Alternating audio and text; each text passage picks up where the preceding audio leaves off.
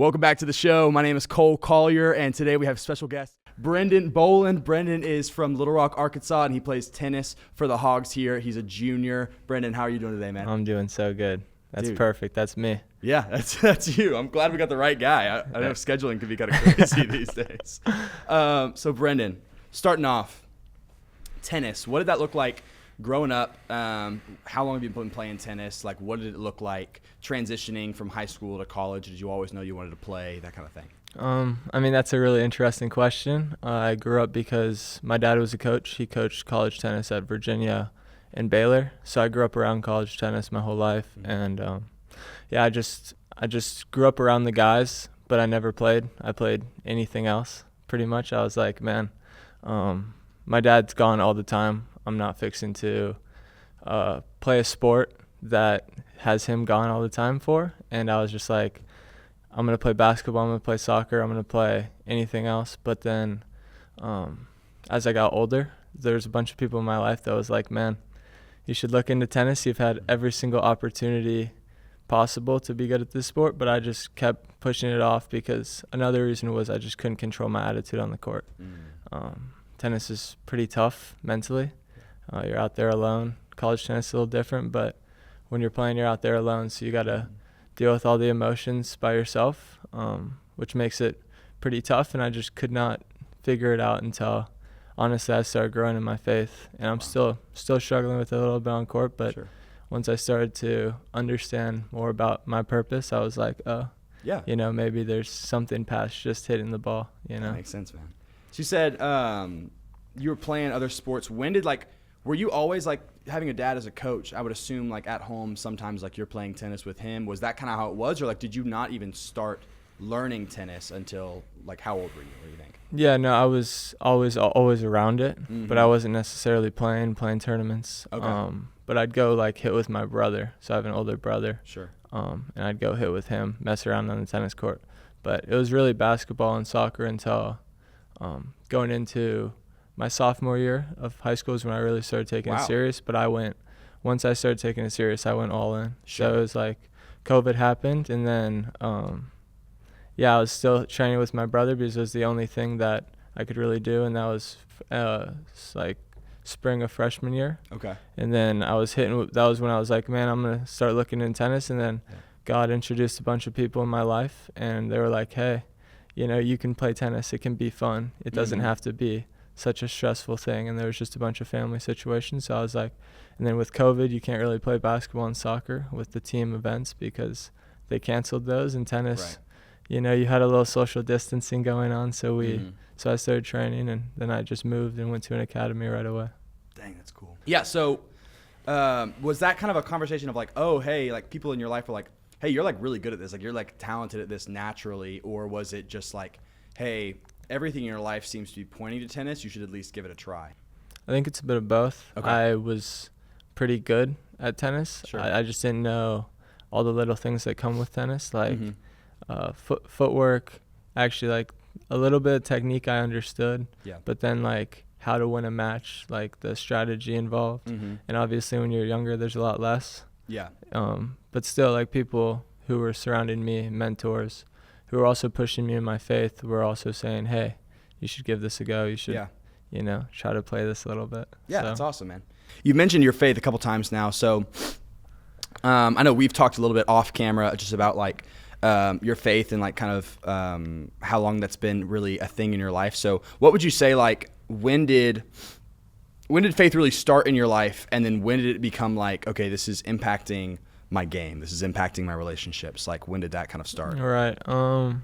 I know it was also going into sophomore year. There was just a big change in my life. There was a bunch of family things going on, like I said earlier, and God, similar with tennis, but more on the godly side, he just introduced me to a bunch of people that and were teaching me things I've really never heard of. I was like, okay, maybe I look into this, because I was just always angry, whether I was on the court, off the court. I was just pretty pissed off all the time. I was just mad. Yeah.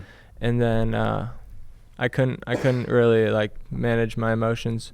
Really was obvious when I was playing tennis, but also off the court it was pretty clear, just a lot of resentment and anger. And then these people were just talking to me, a lot of mentors, and then I was like, okay, I'm going to look into this. So then I started to, and then more people came into my life, and then I just kind of grew a little community with other believers, some people my age, but most of them were like, 70-year-old guys, which was perfect. That's so, funny. And then I was living with a family when I moved to Austin, who Terry and Sissy, who also were believers. And then right before that, I was doing a Bible study every night with Danny Walker. So just like a good family friend. That's awesome, man. Yeah. So you mentioned just moving around. What did that look like growing up? You've moved quite a bit, right? Mm-hmm. Okay. So where all have you lived? Okay. So I've lived in Charlottesville, Virginia, Okay. when my dad was coaching at Virginia. Mm-hmm. And then I moved to Orlando. I lived in Florida.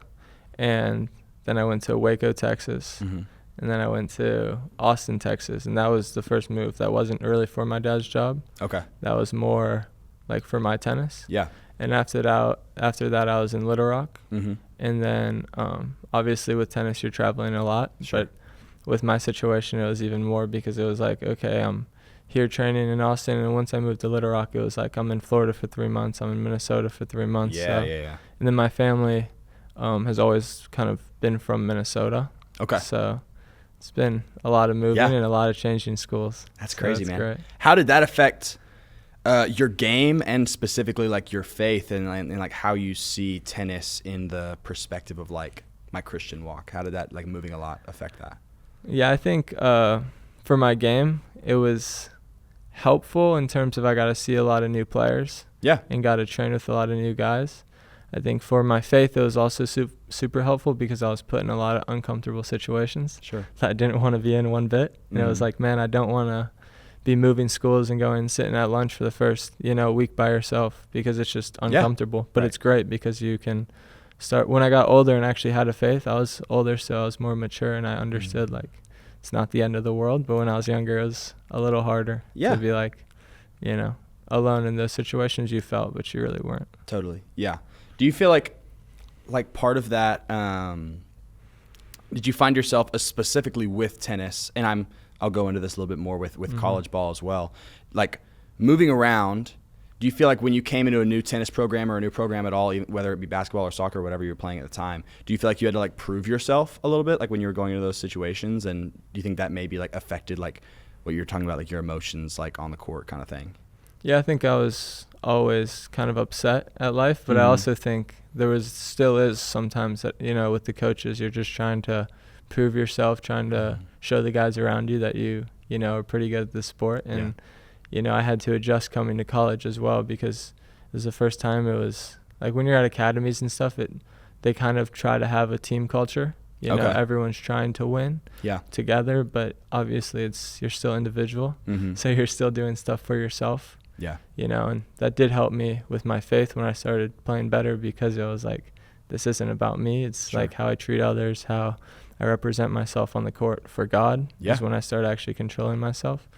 But when it comes to trying to prove myself, it was just a lot of anger and trying to maybe fit in a little bit too. Yeah. So when I came here, I had to really adjust to the team stuff, which was a bit of a difference because obviously tennis, you're trying to do it for yourself and for me, for God as well. But it makes it way better when you're playing with a team. Yeah. It makes it way more fun, at least. Yeah, absolutely.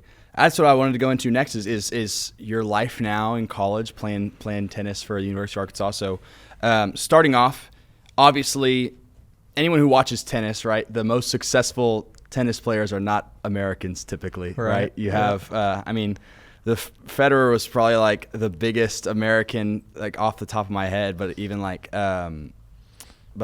have. Well, Serena Williams, Federer's from Switzerland. You got Andy Roddick would be the best American that I can think of recently. That won. And then Sinner's really good from Italy or Germany? Italy, yeah. So what does that look like? So first of all, what's the spread on Arkansas tennis? I know a lot of viewers, I'm assuming, don't really know our top tennis players at Arkansas. So we'll go into a little bit more of that later. But what does that look like?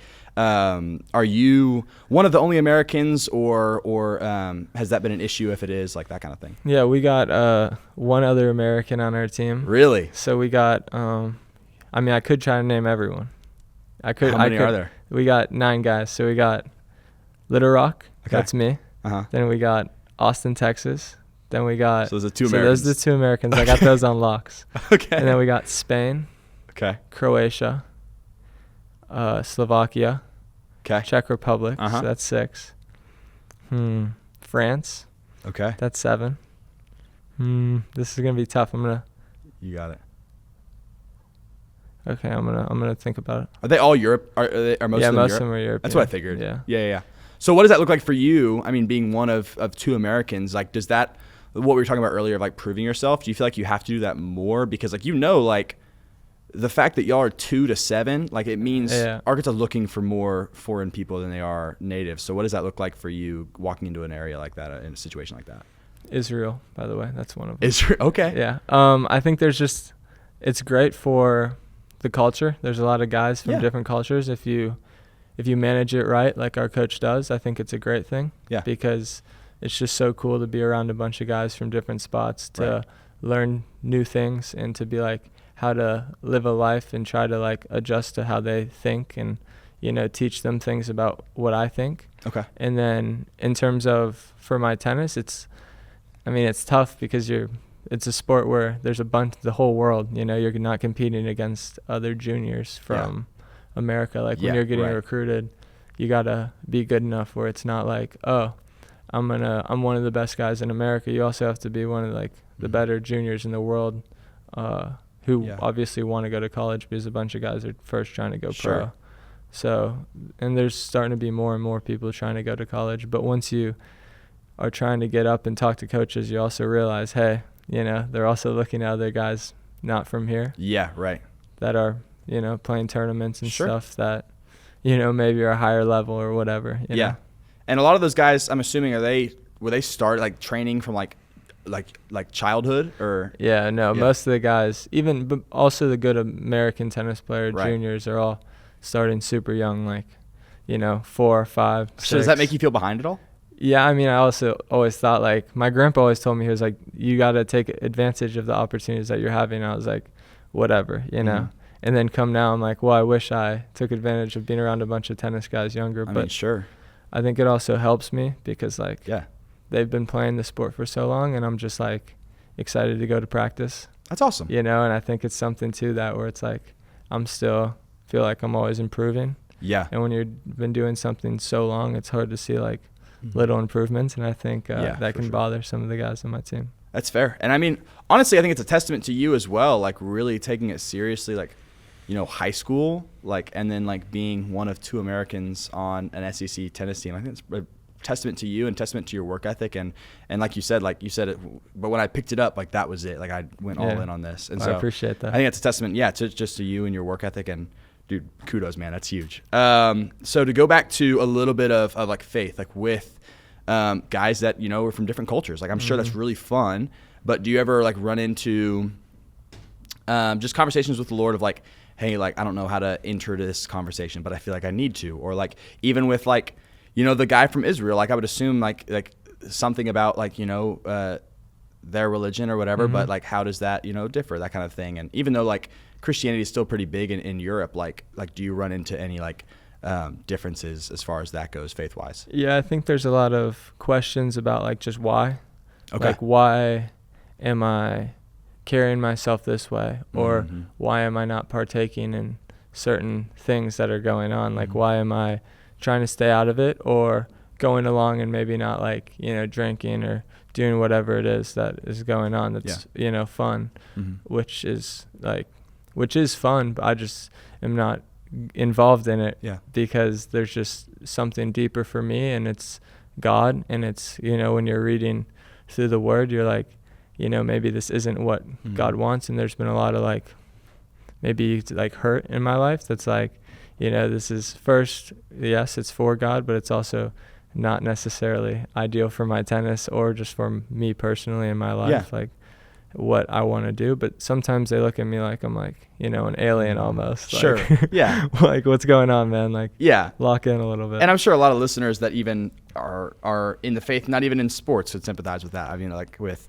you know, fraternity culture, like freshman culture, like everything college is like, go do this, go do this, go do this. And there's so much to be said about like experience life. Like college is, it's for your education, but it's also like to experience life. But also I think, yeah, like we're called to a different standard. That doesn't mean we're better. It doesn't mean we're, you know, worse, but there's a different standard there. There's a different idea of what is, like, you know, what's fun, what's desirable. There's a scripture Paul says in 1 Corinthians, I believe, like everything is permissible and everything is beneficial, you know, like that's something to be said about like all things in moderation, you know. And I think that that's really insightful from a student athlete as well, of like, I'm sure you can even quote like, hey man, like that sounds awesome, but honestly it's not the best thing for my game right now. Like I'm like, you know, and you said even with tennis, like I want to hark back on the mental aspect of tennis. Like what does that look like for you as far as like what kind of preparation do you have to get into to be ready to play your best game? And it's like, you're 20, like, you know, it's like, this is like stuff that's like mental gymnastics that these like professionals go through for tournaments. It's like, that's like adult level, like serious stuff. And you're 20 years old. So what does that look like for you getting ready for a match and the mental, you know, fortitude that takes? I mean, I think for everyone who plays tennis, it looks a little different. Sure. For me, I like to visualize before the matches. Like I have an app that I use that kind of like puts you in different situations that is kind of cool because it's, you know, kind of made for tennis. You could use it for golf, whatever sport. And I'll just visualize before the matches, and then you have like competitor scripts that you read through before you play that's like telling you, man, like a bunch of I am statements about who you are on the court. And it's just like, that's cool, powerful statements like, you know, I am going to show up with the right mentality today, like whatever it is. Just a whole, like I have like probably like 4 or 5 paragraphs in a row that I'll read before the match about like how I'm going to compete on that day. It's the same situation, like same script. You can, you know, add or take away things, but that's one thing that I do that I think is really good. That's cool, man. Yeah. But I think going back to the last thing about my teammates, I've also loved to see how they get so interested about it. That they're not, none of them are scared to ask questions, and none of them are super like closed-minded. That's awesome. They're all like, man, like I want to learn more about why, and I want to know, and I want to get to know you better. And I think that's something that all those cultures maybe do a little bit better than I feel like we can do, which is they're all super open to the idea of, hey, like I want to improve. And sometimes I feel like people here are just like, man, that's not what I think, so that's canceled. You know, which I feel like is just not the way to live. Like if you don't agree with me, like we can't be friends. Which is have anything in common.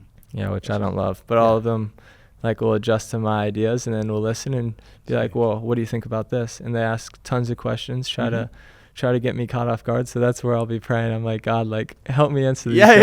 But I've talked to people about it. Like you don't necessarily have to, you know, sometimes you can be like, I don't even know. Totally. You know? So I think that's also something that I've learned. It's like not every Christian, like if we knew everything about everything, then what's the point of God? You know, it's like we're not supposed to know everything. And so that's really awesome, man. I think that speaks to, you know, just apologetics, like any Christian listeners probably like have a similar, like maybe a fear of like talking to people about things and asking people questions. And especially like, cause the University of Arkansas has a really unique, there are a lot of different cultures and nationalities at Arkansas, like over 1,000 international students, not even sports. And then you have the unique, you know, pleasure of just like being in this place where it's like, and I know golf is a similar thing as far as like they take it in a lot of internationals, like it's where it's just like a sport full of people not from here. And that's just a really cool, you know, experience you get to be in. It's awesome. I mean, why not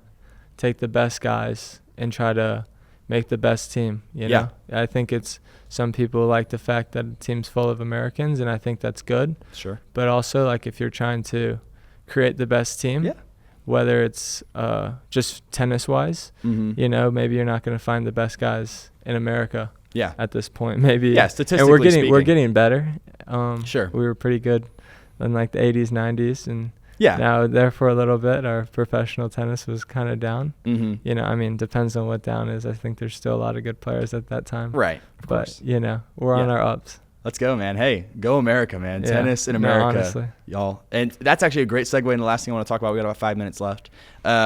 Is just tennis the sport, and then obviously not a whole lot of people are going to tennis matches and tournaments at Arkansas, right? So wanted to pick your brain about why do you think that is, and then kind of just give not even really a pitch, but just talk about like, hey, what is that like?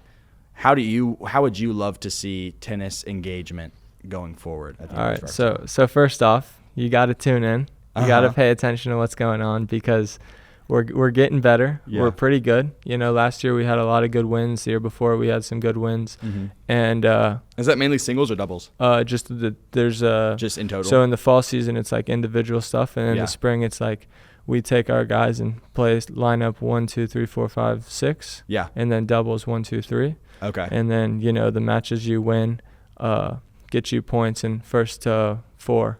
So, yes, got it. Cool. Yeah, so once you understand what's going on out there, and first the tickets, no money. You show up, you find the time. I think we could do a little bit better of like letting people know when the tennis matches are. You kind of have to go out of your way to find when they are. Right. You know, go follow us on Instagram. I think it's Razorback M Tennis, men's tennis. But yeah, I think they're really fun. I think it's nothing like professional tennis. You know, professional tennis, everyone has to be kind of quiet. Yeah. They have to sit down. They have to wait till the point finishes. In college tennis, there's 6 courts. First 3 doubles matches, so there's 3 courts going on.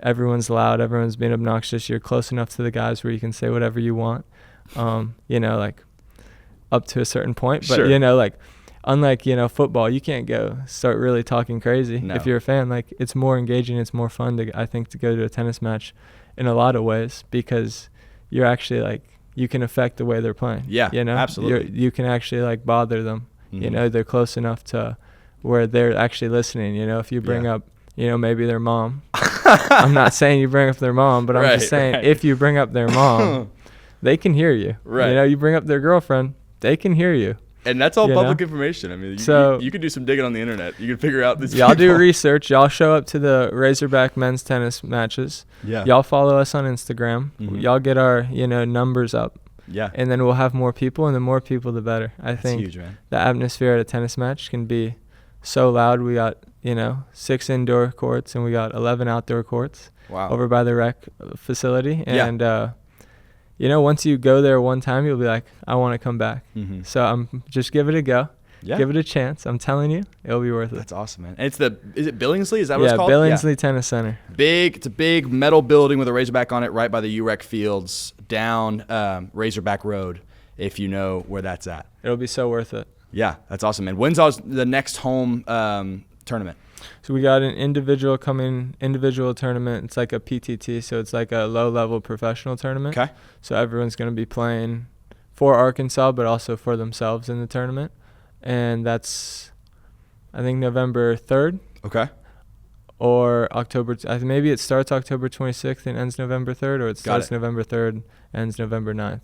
Okay. One or the other. Yeah. And then come spring is when the team stuff starts going on, which is where when you really need to go. Okay. And that's in January, February, March, April, May. Let's go. And that's in the middle of the week usually, right? Yeah, we'll play Saturday, Sundays, and then some matches on Friday. Okay. So got it. Heck yeah, perfect. Man. That's awesome. Dude, check out Razorback Tennis. It's going to be really fun. Like Brendan said, really awesome atmosphere, really fun place to be. You're not going to want to regret that, man. Impossible. Yeah. That's awesome, man. Brendan, thank you so much for being on the show, man. It was a pleasure talking to you. For our listeners, follow Brendan on Instagram, Brendan Boland on Instagram, and just be looking out for your student athletes that aren't your big 3, you know, like they deserve a lot of love. They deserve a lot of respect, and just having some conversations with them. Every athlete that I've ever talked to is just so down to earth and just really willing to talk and have great conversations. So again, Brendan, thanks for being on the show, man. Thank you. I appreciate it. It was a pleasure, brother.